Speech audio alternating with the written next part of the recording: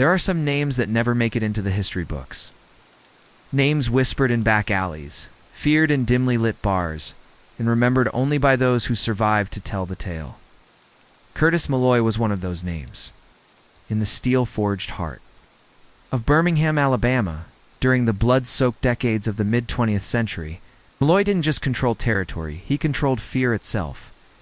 They called him the Iron City Assassin, not because he was the biggest, the richest, or the flashiest, but because when Curtis Malloy decided you were done, you were already dead.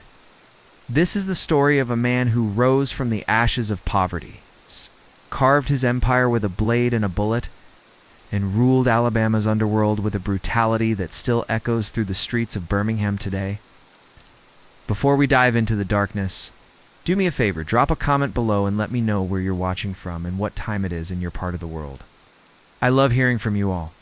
Now, let's step into the shadows and meet the man they called the Iron City Assassin. Birmingham. Alabama in 1928 wasn't a city, it was a furnace. The skyline glowed red at night from the steel mills that never stopped burning, and the air tasted like ash and ambition. For the men who worked those mills, life was a cycle of sweat, soot, and survival. Dreams didn't exist here. You either broke your back for pennies, or you found another way to eat. Curtis Malloy was born into this world with nothing but hunger. In his belly, and rage in his blood. His mother, Estelle, was a washwoman who scrubbed clothes until her fingers bled. Was trying to feed 3 children in a shotgun shack on the west side of town. His father had been a mill worker once, until the molten steel claimed him in an accident the company never bothered to investigate. Curtis was 8 years old when they told him his daddy was gone. They handed Estelle $40 and a pat on the shoulder. That was the day Curtis learned his first lesson about power. If you don't have it, the world will chew you up and spit you out without a second thought. By the time Curtis was 12, he was running numbers for a local bookmaker named Silas Green. Silas operated out of a barber shop on 4th Avenue, the kind of place where grown men discussed business in low voices, while straight razors gleamed under flickering lights. Curtis was sharp, quick with numbers, and even quicker on his feet. He could memorize bets, collect payments, and disappear into the Birmingham streets like smoke. Silas noticed. More importantly, Silas trusted him, and in a world where trust was currency. Curtis was getting rich in ways that had nothing to do with money. But Curtis wasn't content just running errands. He watched, he listened, he learned. He saw how Silas operated, how the money flowed, how fear kept people in line. He saw the enforcers who came around when payments were late, big men with scarred knuckles and dead eyes, who didn't need to say much because their presence said it all. Curtis understood something fundamental. Violence wasn't just a tool in this business. It was the language. And he intended to become fluent. At 15, Curtis got his first real taste of blood. A gambler named Raymond Potts had been skimming from Silas for months, thinking nobody would notice because he was careful, because he was smart. But Curtis noticed. He always noticed. Silas sent 2 of his men to teach Raymond a lesson, and Curtis begged to tag along. They found Raymond in a juke joint on the north side, drunk and laughing, surrounded by women who didn't know they were. Sitting next to a dead man, Silas's men dragged Raymond into the alley behind the club. Curtis watched as they beat him with pipes until his face was unrecognizable. Then, in a moment that would define the rest of his life, one of the enforcers handed Curtis the pipe. "Your turn, boy. Show us what you got." Curtis didn't hesitate. He brought that pipe down on Raymond's skull with a force that surprised even the grown men watching. Again and again. Until the only sound in that alley was Curtis's breathing and the distant wail of a blues song drifting from inside the club. When it was over, Curtis handed the pipe back, his hands steady, his eyes cold. The enforcers looked at each other and nodded. They'd just witnessed the birth of something dangerous. Word spread fast in Birmingham's underworld. Curtis Malloy wasn't just another street kid anymore. He was a killer. More than that, he was a willing killer, and that made him valuable. Silas started giving him bigger jobs collecting from the hard cases, delivering messages that needed to be delivered with fists instead of words. Curtis excelled at it. He didn't just hurt people, he made examples of them. He understood instinctively that fear was more effective than violence alone. So when he broke a man's leg for missing a payment, he did it in public, in front of witnesses, so the story would spread. When he put a bullet in a rival operator's kneecap, he made sure the man lived long enough to tell everyone who'd done it and why. By 18, Curtis had a reputation that preceded him like a shadow. He was lean and tall, with eyes that seemed to look straight through you, cataloging your weaknesses, calculating how easily you could be broken. He didn't talk much, which made people nervous. Silence, Curtis had learned, was a weapon all its own. Let them fill the quiet with their own fears. Let them imagine what you might do. The reality was usually worse. But the anticipation, that was free real estate in their minds. Curtis occupied it like a conquering army. But Birmingham in the late 1940s was changing. The war had ended, and soldiers were coming home to a city that hadn't waited for them. New players were moving into the rackets: bookmaking, bootlegging, prostitution, protection. The old guard, men like Silas Green, were getting comfortable, getting soft. Curtis saw the writing on the wall before most. The city was about to explode into violence, and when the dust settled, only the strongest would remain standing.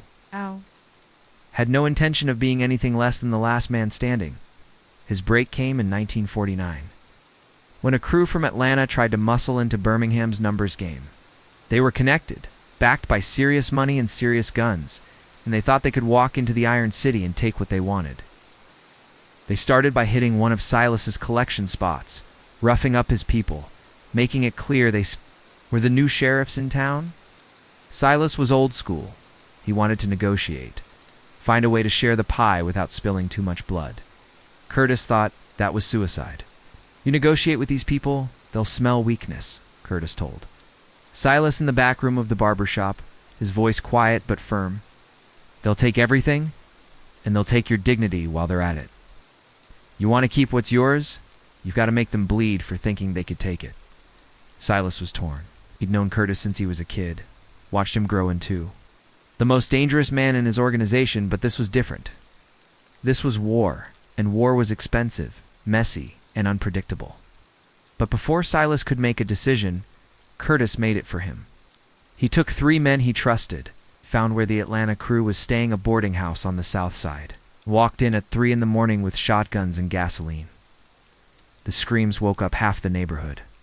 By the time the fire department arrived, 4 men from Atlanta were dead. The message was clear as the smoke rising into the Birmingham sky. You don't take from Curtis Malloy? You don't even think about it. The Atlanta bosses considered retaliation. But when they heard the details, how Curtis had walked in calm as a Sunday morning, how he'd looked each man in the eye before pulling the trigger, how he'd burned the place down and walked away without a scratch, they decided Birmingham wasn't worth the trouble. Some territories, some men, you just leave alone. Silas was furious at first, terrified of the war Curtis might have started. But when the Atlanta crew backed off, when the other operators in Birmingham started showing Silas more respect, paying on time, keeping their distance, Silas realized what had happened. Curtis hadn't just defended Silas's territory. He'd expanded it. Fear had done what negotiation never could. Within 6 months, Silas made Curtis his second in command. Within a year, Silas was second in command to Curtis, though neither man said it out loud. Power in the underworld doesn't transfer through contracts or ceremonies. It flows like water, and Curtis Malloy had become the flood. By 1952, Curtis was 24 years old and controlled more of Birmingham's illegal economy than any man before him.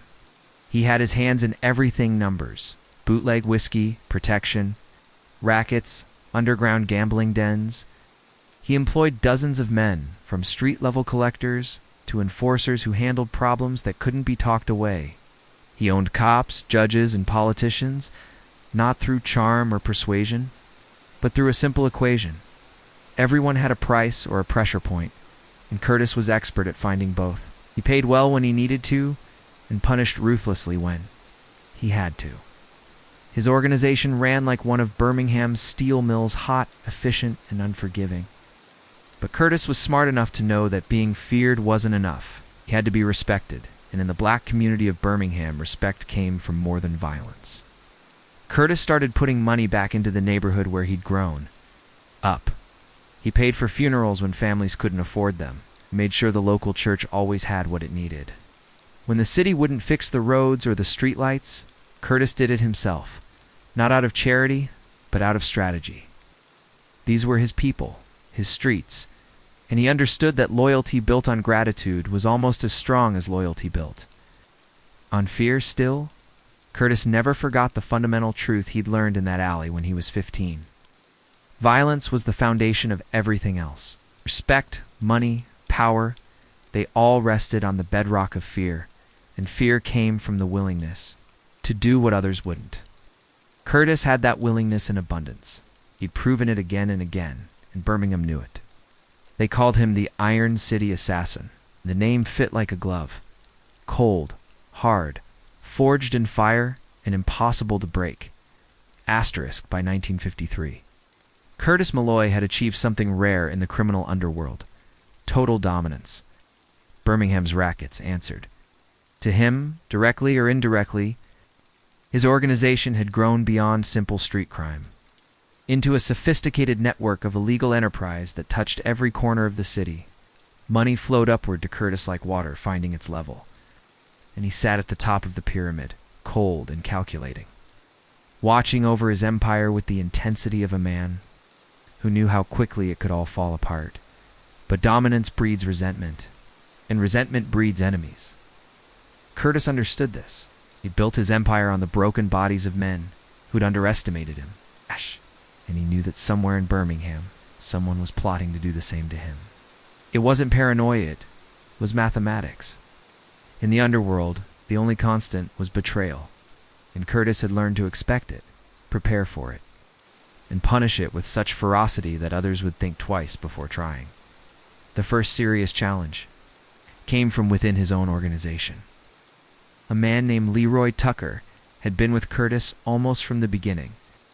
Leroy was a brutal enforcer, the kind of man who enjoyed his work a little too much, and Curtis had used that to his advantage for years. Leroy handled the collections that required more than words, the discipline that needed to be public and permanent. But Leroy had started to believe his own legend. He'd started to think that because he was the one breaking bones and pulling triggers, he was the one people truly feared. He forgot that Curtis was the mind behind the muscle, the architect of the fear that Leroy merely administered. Leroy started skimming from collections, pocketing money that should have flowed upward. To Curtis, it wasn't much at first, a few dollars here, percentage there, but in Curtis's organization, it wasn't about the amount. It was about the principle. You either respected the structure or you were a threat to it, and threats had to be eliminated. Curtis heard about Leroy's activities through the network of informants he'd cultivated over the years. He didn't react immediately. Instead, he watched, documented, and waited. Curtis had learned that the best time to strike wasn't when you first discovered betrayal was when the betrayer felt most secure, most convinced they'd gotten away with it. Curtis let Leroy steal for 3 months. He watched the money disappear and said nothing. He listened to reports of Leroy's growing confidence, his boasting in bars about how Curtis was getting soft, how the old man didn't notice things anymore. Curtis let it all build, let Leroy dig his own grave, and then, on a cold February night, in 1954, Curtis invited Leroy to a meeting at a warehouse on the west side of Birmingham. Leroy arrived thinking he was being promoted. Curtis had hinted at giving him more responsibility, more territory to oversee. Leroy walked into that warehouse with a smile on his face and ambition in his heart. What he found instead was Curtis sitting in a chair in the middle of the empty space, lit by a single overhead bulb, with 6 of his most loyal men standing in the shadows around the perimeter. Leroy's smile died the moment he saw Curtis's face, emotionless, cold, like a statue carved from ice. "You know why you're here, Leroy?" Curtis said, his voice echoing in the cavernous space. Leroy tried to play it cool, tried to laugh it off, but Curtis cut him off with a gesture. One of the men in the shadows stepped forward and handed Curtis a ledger. Curtis opened it and began reading numbers, dates, amounts, locations. Every dollar Leroy had stolen, cataloged with the precision of an accountant. Leroy's face went from confused to pale to terrified in the span of 30 seconds. "I gave you everything," Curtis said, still not raising his voice. "I pulled you out of nothing. I made you somebody. And this is how you repay me? You steal from me like I'm some mark on the street?" Leroy tried to explain, tried to beg, but Curtis wasn't interested in explanations or apologies. He stood up slowly, walked over to Leroy, and looked him in the eye. For a long moment, the warehouse was silent, except for Leroy's heavy breathing, and the distant sound of the city outside, and Curtis nodded to the men in the shadows. They beat Leroy for an hour. Curtis watched, occasionally giving instructions. Break his hands. He stole with them. Break his legs. He walked away from loyalty. When they were done, Leroy was barely conscious, a broken, bloody mess on the concrete floor. Curtis knelt down beside him, his voice soft now, almost gentle. "I want you to live, Leroy. I want you to walk these streets for the rest of your life and remind everyone what happens when you betray Curtis Malloy. You're my message. Make sure people read it. They left Leroy in that warehouse. He survived. But he never walked right again, never used his hands properly again. And everywhere he went, people knew what he was, a walking testament to Curtis's ruthlessness, a cautionary tale in human form. The message worked. For years afterward, loyalty in Curtis's organization was absolute. People feared him, yes, but more than that. They understood that Curtis didn't just punish betrayal. He turned it into theater, into legend. But while Curtis was consolidating power internally, external threats were emerging. The 1950s brought new challenges to Birmingham's underworld.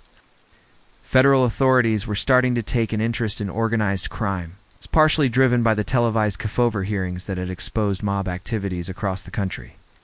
Local law enforcement, emboldened by federal support and public pressure, began cracking down on the illegal operations that had thrived in the shadows for decades. Curtis, who had always been careful to keep a low profile, found himself navigating increasingly treacherous waters. He handled it the way he handled. Everything with calculated brutality and strategic thinking. Curtis increased his payments to the cops and politicians he owned, ensuring their loyalty even as the heat intensified. He diversified his operations, moving into seemingly legitimate businesses that could launder money and provide cover for illegal activities. He opened a nightclub on 4th Avenue, a restaurant downtown, a taxi company. On paper, Curtis Malloy was becoming a respectable businessman. In reality, these enterprises were just new veins in the same bloodstream, pumping money through his criminal empire. But Curtis's biggest challenge came not from the law, but from a new player who arrived in Birmingham in the summer of 1955. His name was Marcus Dillon, and he came from Chicago, with connections to the Italian mob families that controlled much of the Midwest. Marcus was smooth, educated, and ambitious. He wore expensive suits, spoke with a refined accent, and believed that Southern criminals were unsophisticated thugs, ripe for the taking. He saw Birmingham as an untapped market, a city where old-school operators like Curtis Malloy could be easily displaced by someone with modern methods and big city backing. Marcus started small, opening a legitimate casino on the outskirts of Birmingham, technically outside city limits where the laws were murkier. It was a beautiful place, chandeliers, leather chairs, waitresses in elegant dresses serving top-shelf liquor. The casino attracted Birmingham's elite, the wealthy white businessmen who would never be caught dead in the underground gambling dens. Curtis controlled, but who were happy to lose money in a place that felt respectable. Marcus was smart, wasn't trying to compete with Curtis directly. He was creating a parallel operation that would slowly siphon off the money and influence Curtis had built over decades. Curtis recognized the threat immediately. Marcus wasn't some street thug who could be intimidated with violence. He had protection lawyers, connections to powerful families up north, and enough money to outlast a war of attrition. Curtis needed to be strategic. He started by trying to negotiate, sending intermediaries to Marcus with offers of cooperation, proposals for splitting territories and sharing profits. Marcus refused every offer. He was convinced that Curtis was a relic of a dying era, and he told Curtis's people as much. "Tell your boss that Birmingham has room for professionals now," Marcus said to Curtis's lieutenant during one meeting. "The days of backroom thugs are over. You can either adapt or get out of the way." When Curtis heard that message, he smiled for the first time in weeks. He'd been willing to negotiate, to find a peaceful solution, but Marcus's arrogance had just made this personal. When things became personal for Curtis Malloy, they became fatal for everyone else. Curtis spent 3 months studying Marcus. He learned his routines, his habits, his weaknesses. He discovered that Marcus had a taste for young women, that he frequented a particular brothel in Atlanta when he visited his mob contacts there. Curtis learned about Marcus's business partners, his financial backers, the politicians he was bribing. Curtis collected information the way a general collects intelligence before a battle, because that's exactly what this was, a war in Curtis, intended to win it decisively. The attack came in November 1955. Ow. During one of Marcus's biggest events at the casino, it was a fundraiser for a local political campaign, attended by Birmingham's wealthiest citizens, with music, champagne, and enough illegal gambling to stock a police evidence room. Curtis didn't attack the casino itself. That would have been too obvious, too messy. Instead, he went after Marcus's infrastructure. In a single night, Curtis's men hit 3 of Marcus's operations in Birmingham. They burned down a warehouse where Marcus stored liquor for the casino. They raided a backroom poker game Marcus ran for high rollers, sending everyone running and stealing weeks' worth of receipts.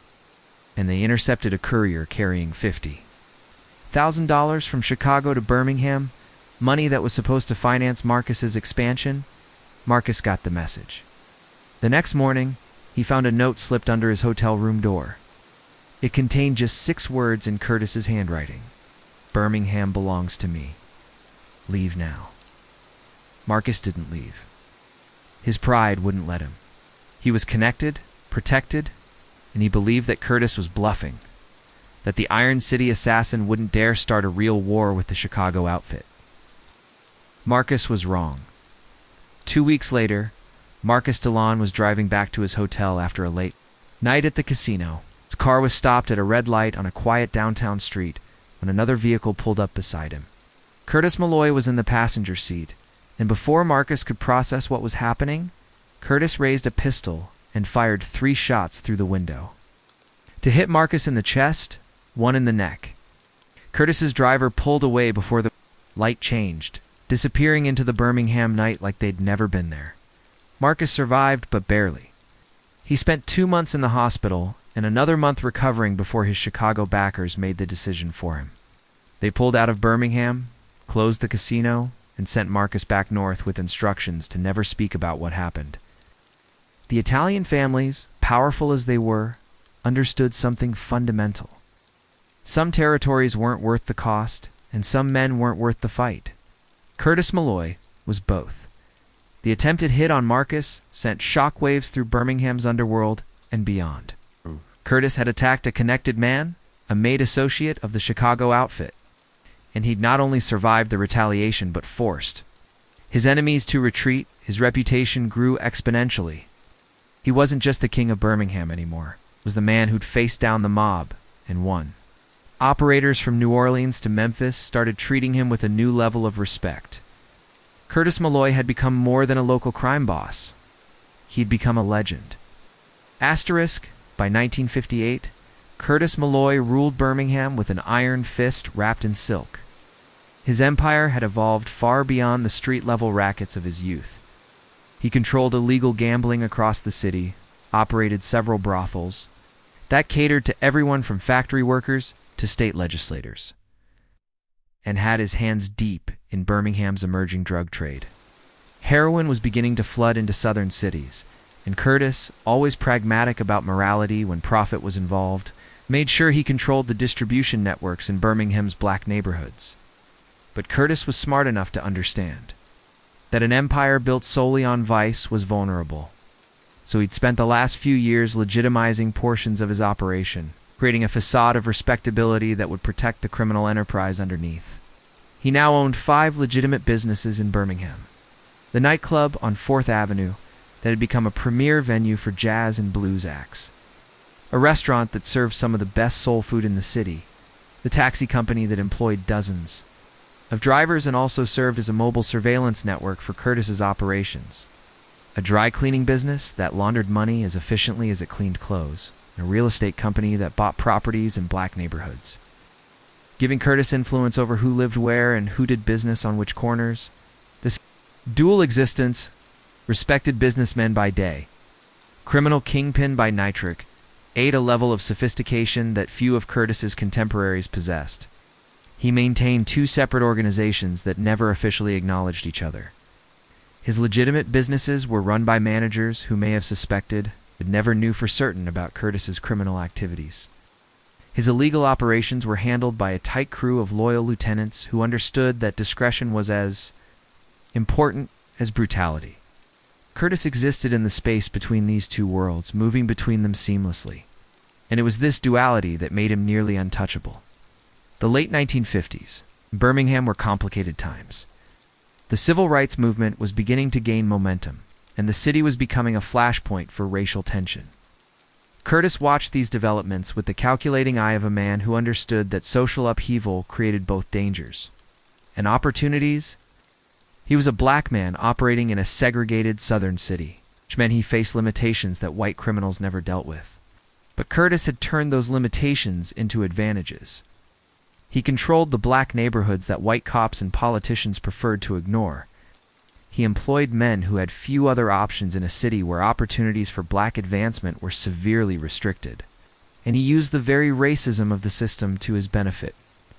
White authorities were often content to let black criminals operate as long as they kept their activities contained within black communities. But Curtis also understood that the coming changes would eventually affect his operations as the civil rights movement grew stronger, as federal attention focused on Birmingham. The old arrangements that had allowed him to flourish would start to break down. Curtis began preparing for this inevitable shift, diversifying his income streams, building relationships with both black activists and white power brokers, positioning himself to survive whatever transformation Birmingham was about to undergo. His approach to the civil rights movement was pragmatic rather than ideological.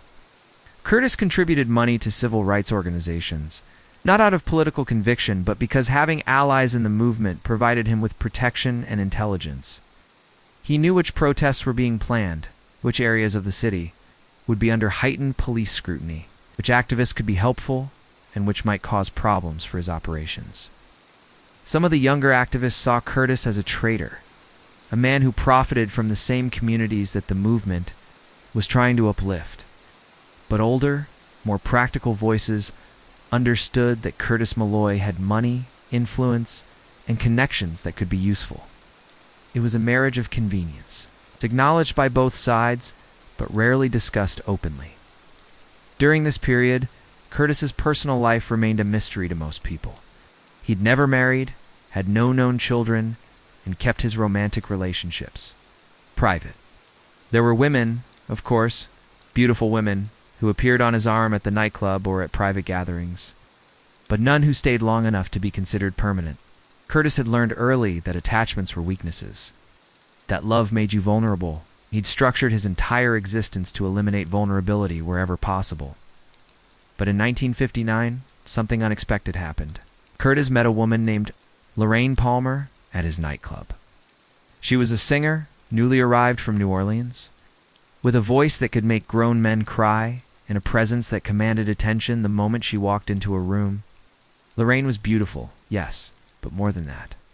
She was intelligent, perceptive, and completely unimpressed by Curtis's reputation. When they were introduced, she looked at him with eyes that saw through the legend to the man underneath, and Curtis felt something he hadn't experienced in years, a genuine interest from someone who wanted nothing from him, except conversation. They began a relationship that was unlike anything Curtis had known before. Lorraine didn't ask him about his business, didn't want money or favors, didn't try to use their connection for personal gain. She sang at his club, lived in her own apartment, and maintained her independence in a way that most women in Curtis's orbit never could. Their time together became a refuge for Curtis, a place where he could drop the mask of the Iron City assassin and just be Curtis Malloy, a man who enjoyed good music, intelligent conversation, the company of a woman who challenged him intellectually. Asterisk.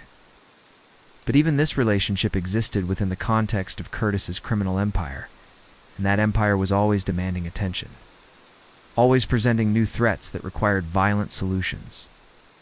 In the fall of 1959, a crew of armed robbers from Memphis made the mistake of hitting one of Curtis's gambling operations.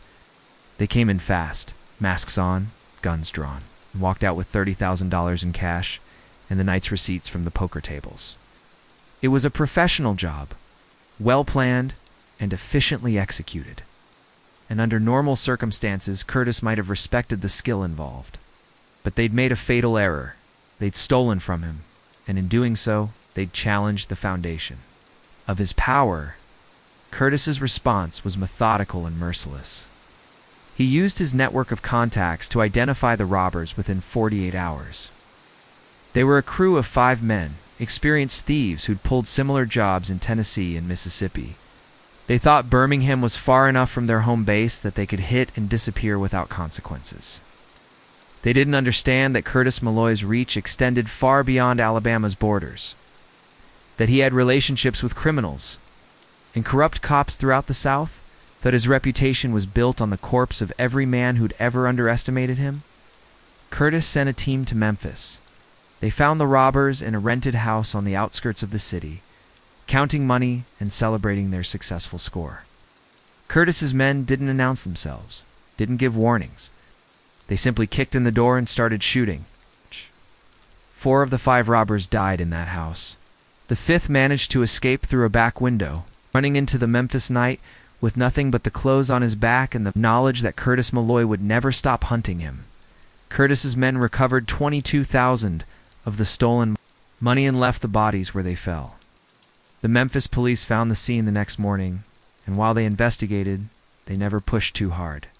For dead thieves from out of state wasn't worth starting a war with Birmingham's most dangerous criminal, especially when their own city had enough problems without importing more from Alabama.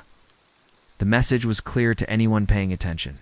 Curtis Malloy's money was untouchable, and the penalty for forgetting that was death. The 5th robber, a man named Dale Hutchins, ran for 18 months. He changed his name, moved to Florida, found work as a mechanic, and tried to build a new life far from Memphis and Birmingham and the mistake that had destroyed his crew. But Curtis never forgot and never forgave. His people kept looking, kept asking questions, kept following thin leads until they found Dale working in a garage in Jacksonville.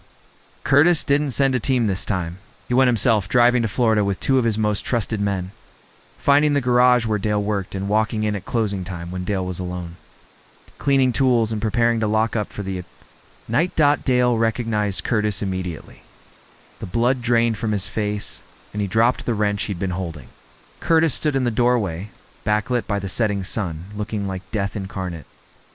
"You took something from me," Curtis said calmly. "I'm here to collect what you owe." Dale tried to explain, tried to beg, offered to pay back the money with interest, promised he'd never come near Birmingham again. Curtis listened patiently, his face expressionless, until Dale ran out of words.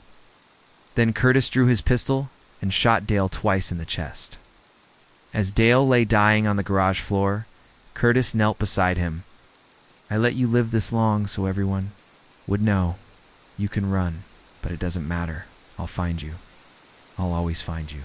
That's the lesson. And that's what they need to understand." Curtis and his men left Jacksonville that night, and Dale's body was found the next morning by the garage owner. The Florida police investigated, but the trail went cold almost immediately. No witnesses, no evidence, just another dead man and a state full of them. But in Birmingham and Memphis, in the bars and back rooms where criminals gathered to discuss business and swap stories, the word spread. Curtis Malloy had hunted a man for 18 months across 3 states and executed him personally. The Iron City assassin wasn't just ruthless, he was patient, methodical, and absolutely relentless. This period marked the apex of Curtis's power. By 1960, he was 42 years old and controlled an empire worth millions of dollars. His organization employed over 100 people directly and influenced the lives of thousands more. Politicians sought his endorsement in elections for city council and state legislature. Businessmen approached him with proposals for partnerships and investments. He was invited to social events that would have been unthinkable for a black man of his background just a generation earlier, and while he maintained his distance from Birmingham's white elite, his influence over the city's black community was absolute. But Curtis understood what many successful criminals failed to grasp. Power at this level was inherently unstable. The higher you climbed, the more visible you became. Invisibility brought attention from law enforcement, from rivals, from federal authorities who were increasingly interested in organized crime. Curtis began preparing for an eventual exit, slowly moving money into legitimate investments, purchasing property under assumed names, building a financial foundation that would exist independently of his criminal operations. He knew that every empire eventually fell, and he was determined that when his fell, he would land on his feet rather than in a grave or a prison cell. Asterisk, the 1960s arrived in Birmingham like a storm front, dark with the promise of change and violence. The city was about to become ground zero for the civil rights movement, and Curtis Malloy found himself navigating increasingly dangerous waters. The old arrangements that had allowed him to operate the corrupt cops who looked the other way, the politicians who took his money and asked no questions, the segregated social structure that confined his operations to black neighborhoods where white authorities rarely interfered, all of it was beginning to crumble in 1961. The Freedom Riders came to Birmingham, and the city erupted in violence. Curtis watched from the shadows as white supremacists attacked activists at the Trailways bus station, as Bull Connor's police stood by and let it happen, as the national media descended on Birmingham and turned a spotlight on the city's racial brutality. For Curtis, this was both a crisis and an opportunity. The increased attention made his illegal operations more risky, but the chaos also created cover for activities that might otherwise attract scrutiny. Cops were too busy dealing with protests and riots to pay attention to gambling dens and runners. Curtis made a calculated decision during this period to support the civil rights movement. Financially, while maintaining his criminal empire, he contributed money to the SCLC and local activist organizations, not enough to draw attention, but sufficient to build relationships and goodwill. When activists needed bail money for protesters who'd been arrested, Curtis's people quietly provided it. When organizers needed meeting spaces that wouldn't be raided by police, Curtis made properties available. He understood that the movement would eventually succeed, that Birmingham's old racial order was dying, and when the new order emerged, he wanted to be positioned as an ally rather than an obstacle. But this balancing act was precarious. The FBI was now operating in Birmingham, investigating not just civil rights violations, but also organized crime. J. Edgar Hoover's bureau was building cases against mob figures across the country.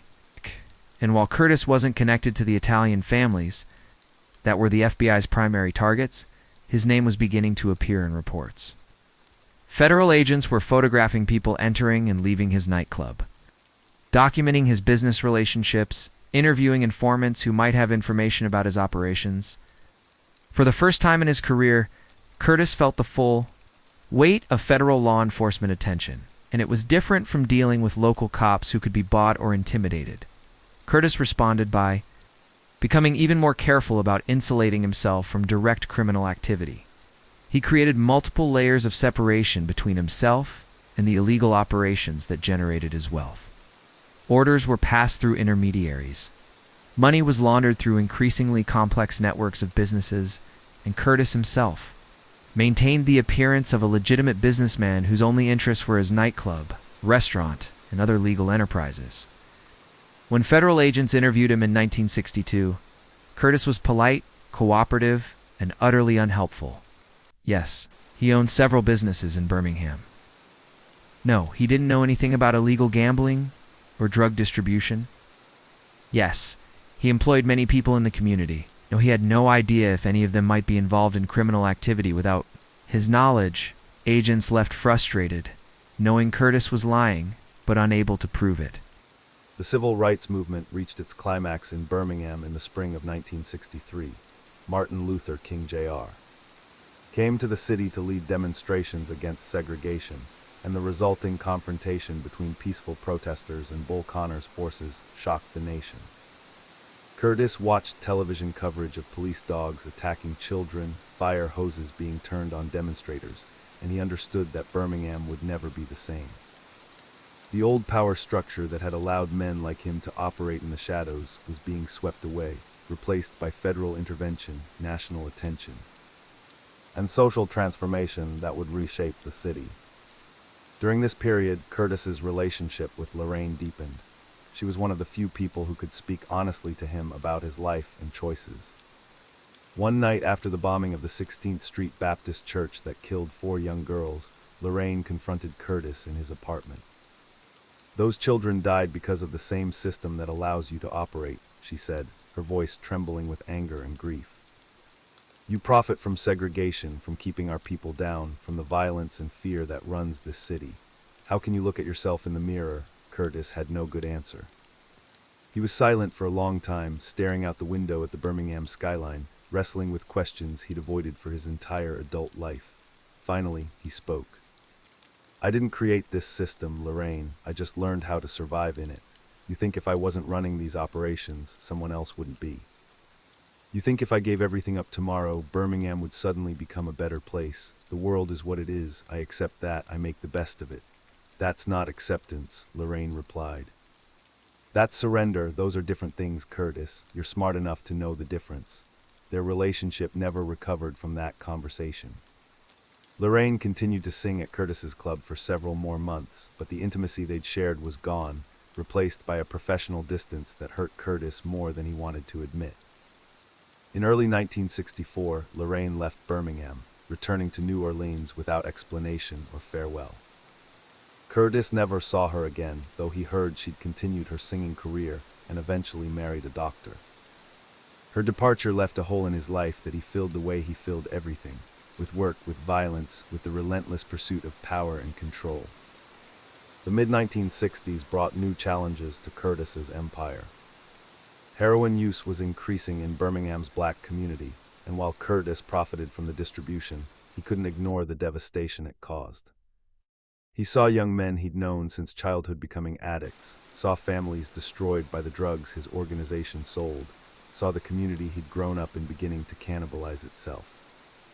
Some of his lieutenants urged him to get out of the drug trade, to return to the relatively benign crimes of gambling and bootlegging. But Curtis understood economics better than morality. The money from heroin was too good, the demand too strong, and if he stopped selling, someone else would immediately fill the vacuum. So Curtis made a different calculation. He started investing heavily in the community, using his drug profits to fund programs that might mitigate the harm. He paid for a community center that provided recreation for young people, contributed to churches that ran outreach programs for addicts, and quietly funded a medical clinic that treated people without insurance. It was hypocritical, feeding addiction with one hand while treating its consequences with the other. But Curtis had long ago accepted that hypocrisy was the price of operating in the spaces between legal and illegal, moral and immoral. He wasn't trying to be a good man.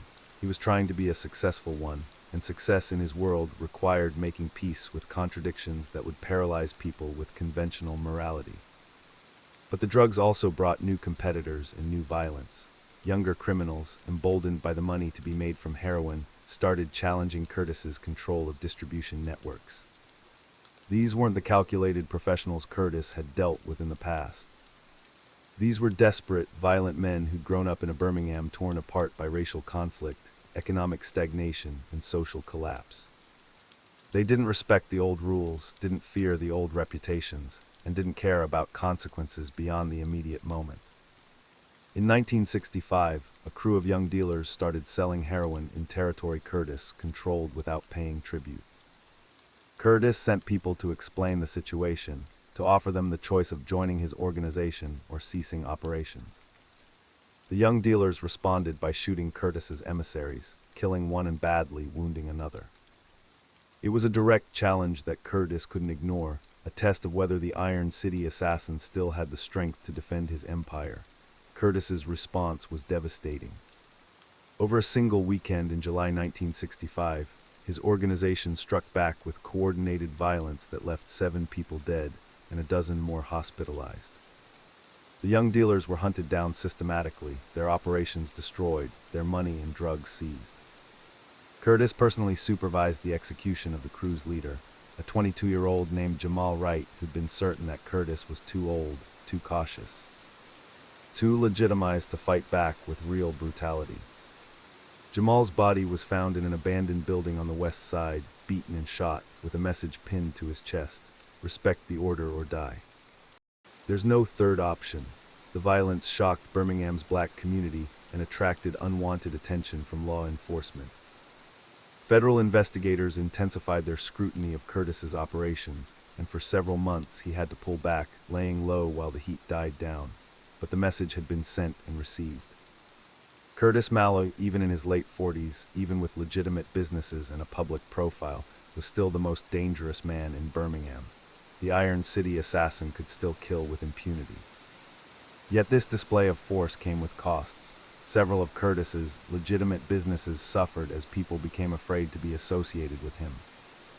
Some politicians who'd previously accepted his contributions publicly distanced themselves. Community leaders who'd worked with him on social programs quietly ended their relationships.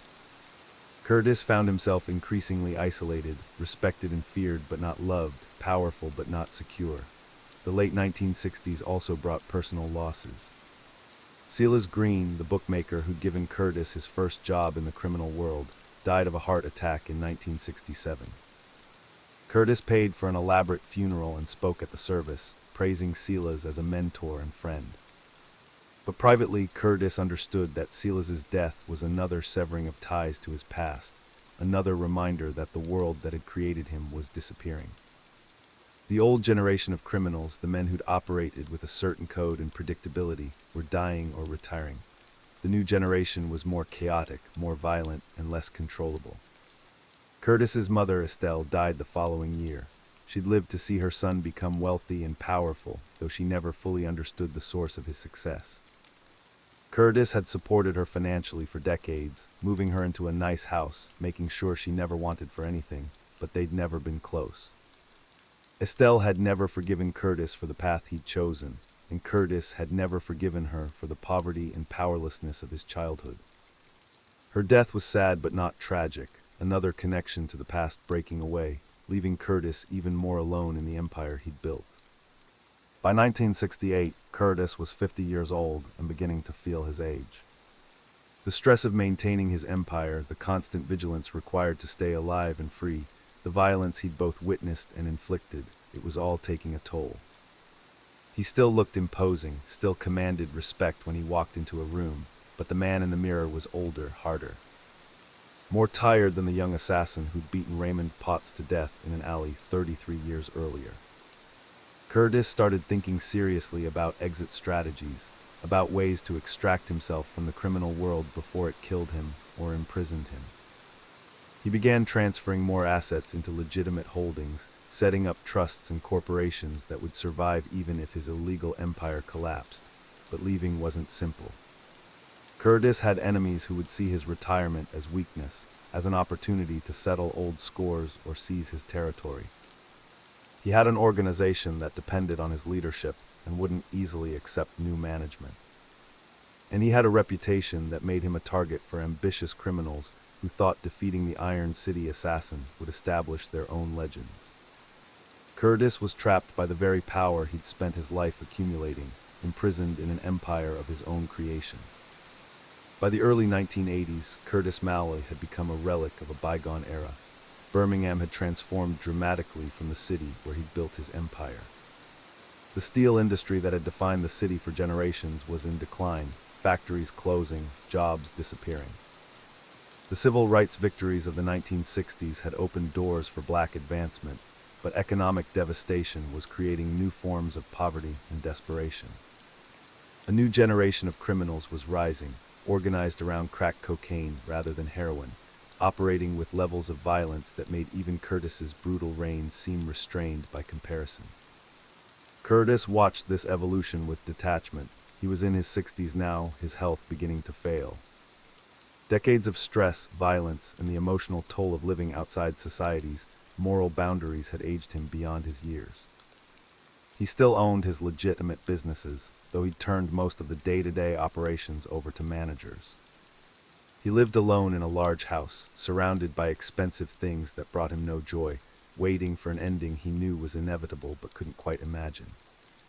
The federal prosecutors who'd used Curtis's information to destroy Vince Holloway's organization eventually moved on to other cases, other cities, other criminals. Curtis's protection from law enforcement faded as the threat from the underworld diminished. He was no longer important enough to kill, no longer relevant enough to protect. He existed in a strange space between worlds, too criminal for polite society, too legitimate for the underworld, too compromised for redemption, too useful to completely abandon. In 1982, Curtis suffered a heart attack. It was mild, survivable, but it was a warning. His doctor told him he needed to reduce stress, change his diet, possibly undergo surgery. Curtis did none of these things. He'd spent his entire adult life courting death, and now that it was approaching naturally rather than through violence, he found he didn't fear it. What he feared was irrelevance, being forgotten, dying alone with no one to remember who he'd been and what he'd built. He started writing during his recovery from the heart attack. Not a confession or a memoir intended for publication, but a personal history, a record of his life for no audience but himself. Curtis had never been introspective, had spent decades avoiding the kind of self-examination that might have made his choices unbearable. But now, with time running out, he found himself trying to make sense of the journey from that 8-year-old boy whose father died in the steel mill to the Iron City assassin, whose name still inspired fear and contempt in Birmingham streets. What he wrote wasn't apologetic. Curtis didn't regret his choices because regret implied he'd had real alternatives, and he'd never believed that. He'd been born into poverty and violence, raised in a system designed to keep him powerless, and he'd fought back with the only weapons available to him. If his methods were brutal, so was the world that created him. If his morality was flexible, so was the society that claimed to be civilized while treating black people as less than human. But Curtis also couldn't avoid the cost of his choices. The bodies he'd left behind, the lives destroyed by the drugs he'd sold, the families torn apart by the violence his empire had required. He thought about Leroy Tucker, broken and destroyed for the crime of stealing from Curtis, living the last decades of his life as a warning to others. He thought about Dale Hutchins, hunted for 18 months and executed in a garage in Jacksonville for a robbery that, in the grand scheme of things, meant nothing. He thought about the young dealers he'd killed in 1965, men whose names he couldn't even remember but whose deaths he'd ordered as casually as someone ordering breakfast. Curtis understood, perhaps for the first time, that he'd become the very thing he'd fought against as a young man, a force of oppression, a source of suffering, a parasite feeding on the community that had created him. The realization didn't change anything. The past was fixed, immutable, and Curtis had never believed in redemption, but it sat heavy on his chest as he lay awake at night, listening to his damaged heart struggle to keep beating. In 1984, a young journalist from Birmingham News approached Curtis about an interview. She was writing a series on the history of organized crime in Birmingham, and Curtis's name kept appearing in her research. She wanted to hear his story, to understand the man behind the legend. Curtis agreed, surprising even himself with the decision. The interviews took place over several months. Curtis was careful, never confessing to specific crimes, never providing information that could be used against him legally. But he spoke with unusual honesty about the structure of his empire, the economics of a legal enterprise, the relationship between crime and politics in segregated Birmingham.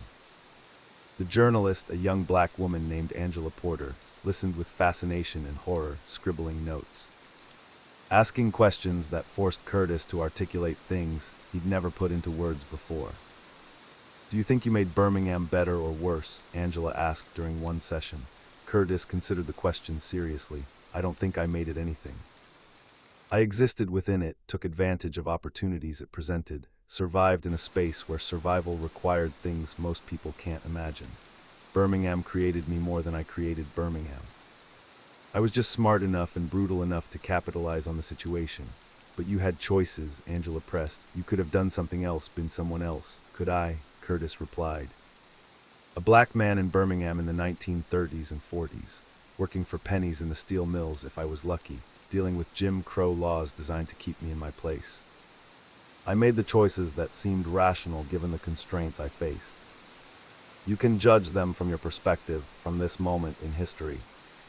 But you didn't live through what I lived through. The articles that resulted from these interviews were published in 1985 and created considerable controversy. Some readers were outraged that the newspaper was giving a platform to a confessed criminal, allowing Curtis to justify a lifetime of violence and exploitation. Others found the articles fascinating, a window into a hidden history of Birmingham that textbooks and official histories ignored. Angela Porter won an award for investigative journalism, and Curtis found himself briefly famous again, though this time as a historical figure rather than an active threat. The publicity brought new problems. Some of Vince Holloway's associates, released from prison after serving their sentences, started making noise about settling old scores with the man who'd informed on them. Federal authorities offered Curtis witness protection, but he refused. He'd lived in Birmingham his entire life, and he wasn't going to run now at the end because of threats from men he didn't even respect. Curtis started carrying a gun again, something he hadn't done in years. He hired private security, 2 former cops who'd worked for him decades earlier and were willing to protect him for old time's sake and good money. He rarely left his house except for necessary errands, and when he did, he was alert, watchful, remembering the skills that had kept him alive through 40 years in the underworld. The attack came in October 1985. Curtis was leaving his nightclub late one evening when a car pulled up and someone opened fire with a shotgun. Curtis's security guard was killed instantly, taking the blast that was intended for Curtis. Curtis drew his own weapon and returned fire, hitting the shooter and forcing the car to speed away. The police found the car abandoned hours later, the wounded shooter having disappeared into Birmingham's criminal underground. Curtis knew this was a warning, a message that despite his age and irrelevance, some people still wanted him dead. He also knew that his security guard, a 45-year-old man named Marcus Williams who'd worked for Curtis for 20 years, had died in his place. Another body on the pile, another life ended because of Curtis's choices and enemies. The close call with death forced Curtis to make final arrangements. He updated his will, leaving most of his money to community organizations in Birmingham, scholarships for young people, programs to address poverty and violence. He made provisions for the families of men who'd worked for him over the years, trying to provide for the widows and children of soldiers who'd died in his service. It wasn't redemption, Curtis still didn't believe in that, but it was acknowledgement, a recognition that his wealth had been built on blood and suffering. And perhaps it could do some good in the world before he left it. He also wrote letters to Lorraine in New Orleans, though he never mailed it, telling her that she'd been right about him, about the surrender he'd pretended was acceptance, about the life he'd wasted in pursuit of power that had ultimately meant nothing. To Angela Porter, thanking her for listening to his story and hoping that others might learn from his mistakes, though he doubted anyone would. To the mothers and sisters and children of men he'd killed, apologizing without expectation of forgiveness, simply acknowledging the harm he'd caused and the pain that would outlive him. Curtis Malloy died on February 14, 1986, not from violence but from another heart attack, this one massive and unsurvivable. He was 68 years old. He died alone in his house, found by his housekeeper the next morning. There was no funeral service. Curtis had specified that he didn't want one. He was cremated, his ashes scattered in a place he'd specified in his will, but never told anyone the significance of, the location of the alley where he'd killed Raymond Potts at 15. The place where the boy had died and the Iron City assassin had been born. Curtis Malloy's death barely made the newspapers. A brief obituary in the Birmingham News mentioned his legitimate businesses and noted vaguely that he'd been a controversial figure in Birmingham's mid-20th century history. The article didn't mention the murders, the empire, the decades of violence and control that had defined his life. To most of Birmingham's residents, especially younger people who'd grown up after Curtis's fall from power, he was nobody important, just another old man who'd lived too long and died quietly. But in certain circles, in the bars and pool halls and back rooms where Birmingham's criminal element gathered, Curtis's death was significant.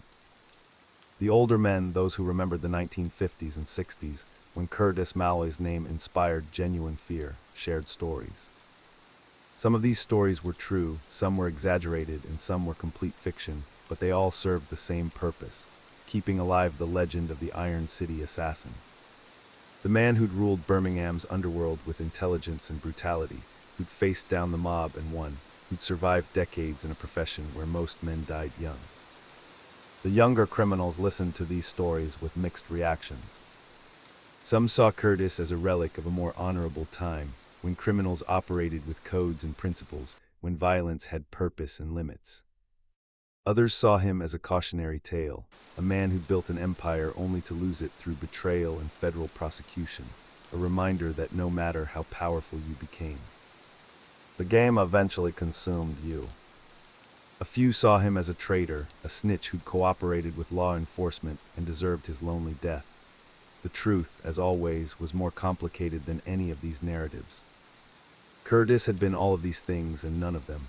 He'd been a product of his environment, shaped by poverty, racism, and violence into something hard and dangerous. He'd been ruthlessly efficient at building and maintaining power, willing to do whatever was necessary to survive and thrive. He'd been pragmatic about morality, viewing it as a luxury he couldn't afford rather than a constraint he needed to respect. And in the end, he'd been human, capable of love and regret, though he'd structured his life to minimize opportunities for both. The money Curtis left to community organizations did some good. Scholarships sent young people to college who might otherwise have had no opportunities. Community programs provided resources to families struggling with poverty and violence. Medical facilities treated people who couldn't afford care elsewhere. None of this erased the harm Curtis had caused, but it represented at least an attempt to balance the scales, to leave something positive behind from a life defined largely by destruction.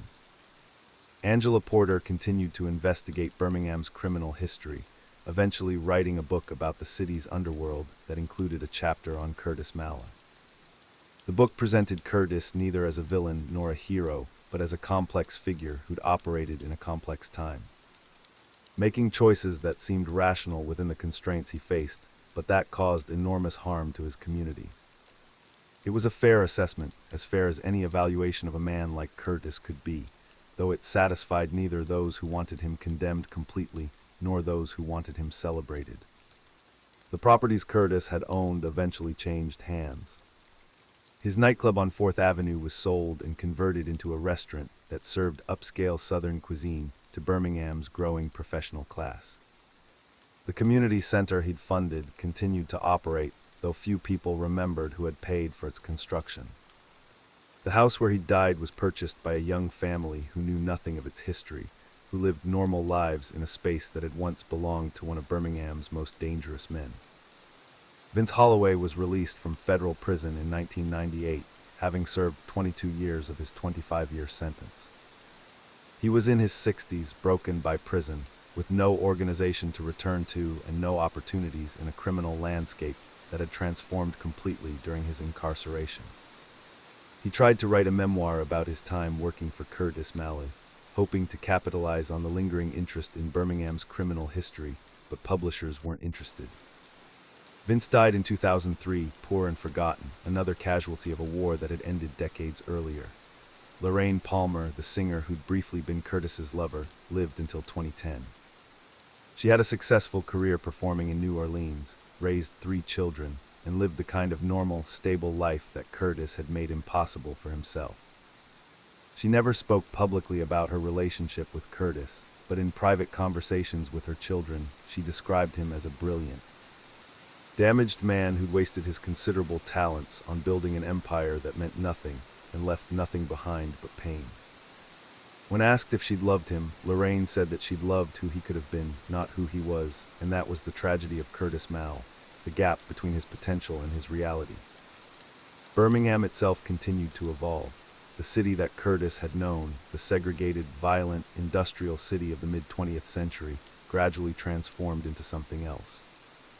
The steel mills closed, the economy diversified, racial integration slowly became reality rather than just law. New problems replaced old ones, new forms of crime emerged, new criminals built their own empires on the ruins of what Curtis and his generation had created.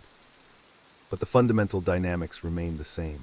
Poverty created desperation, desperation created crime, and crime created men willing to use violence to survive and thrive. By the 2020s, few people in Birmingham remembered Curtis Malloy at all. His name occasionally appeared in historical articles about the city's past, in academic studies of organized crime in the American South. In conversations among older residents who'd lived through the era, he dominated. But for the most part, he'd become what all men eventually become, a memory fading into history, a story told less frequently with each passing year. A name that meant nothing to anyone who hadn't known him personally. Yet the legacy of Curtis Malloy persisted in ways that weren't obvious or direct. The structures of criminal enterprise he'd built and refined, the careful separation of illegal operations from legitimate businesses, the strategic use of violence to maintain control. The corruption of law enforcement and politicians, all of these became standard practices for the criminals who followed him. The neighborhoods where he'd operated still struggled with many of the same problems: drugs, violence, poverty, the cycle of crime and incarceration that destroyed families and communities. Curtis hadn't created these problems, but he'd profited from them, and in profiting, had perpetuated them. There's a question that Angela Porter posed in her book, a question that Curtis never adequately answered during their interviews. What was it all for? What was the point of building an empire through violence and fear, of accumulating wealth and power, if it all ultimately meant nothing, if you ended up dying alone and forgotten? If the only legacy you left was pain? Curtis's answer when pressed was that he'd survived. In a world designed to crush men like him, in a system rigged against black people, in a city that offered him nothing but poverty and powerlessness, he'd fought back and won. He'd taken what he wanted, lived on his own terms, and refused to accept the limitations society tried to impose on him. If the cost was high, if the methods were brutal, if the consequences were tragic, well, those were the terms of the game he'd been forced to play. But survival isn't enough, not really. Surviving while causing enormous harm, surviving by making the world worse. Surviving in a way that perpetuates the very systems and structures that created the need to fight in the first place, that's not triumph. That's just extending suffering, spreading it around, ensuring that the next generation faces the same choices and makes the same mistakes. Curtis Malloy understood this in his final years, though he never fully accepted it. He'd been formed by forces beyond his control, shaped by a society that devalued black lives and offered few legitimate paths to power and prosperity. But he'd also had agency, made choices, decided to build his empire through methods that destroyed his community even as they enriched him personally. The system was unjust, but Curtis's response to that injustice had been to become another instrument of oppression, another source of suffering. This is the tragedy of the Iron City assassin, not that he failed, but that his success was indistinguishable from failure. Not that he died alone and forgotten, but that he'd lived in a way that made loneliness and forgetting inevitable. Not that he was a victim of his circumstances, but that he'd refused to be anything more than those circumstances allowed, accepting limits he could have challenged. Surrendering to a definition of power that was ultimately powerless against the forces of time, law, and human mortality. The story of Curtis Malloy is not a story of a hero or a villain. It's the story of a man who was offered terrible choices and made the worst of them, who had real grievances and responded in ways that multiplied suffering rather than reducing it. It's a story about the cycle of violence and poverty, about how systems of oppression create men like Curtis, and how men like Curtis perpetuate those systems even as they claim to be fighting against them. Birmingham streets still remember him, in the sense that the structures he built and the patterns he established continue to shape criminal enterprise in the city. But the man himself, the boy who watched his father die in the steel mills and decided he'd never be powerless again, the young killer who beat Raymond Potts to death in an alley, the empire builder who faced down the mob, the aging informant who betrayed his organization to the feds. The dying man who tried to balance his moral accounts with charitable donations. That man is gone, as forgotten as the ashes scattered in a Birmingham alley. As irrelevant as the empire he spent his life building.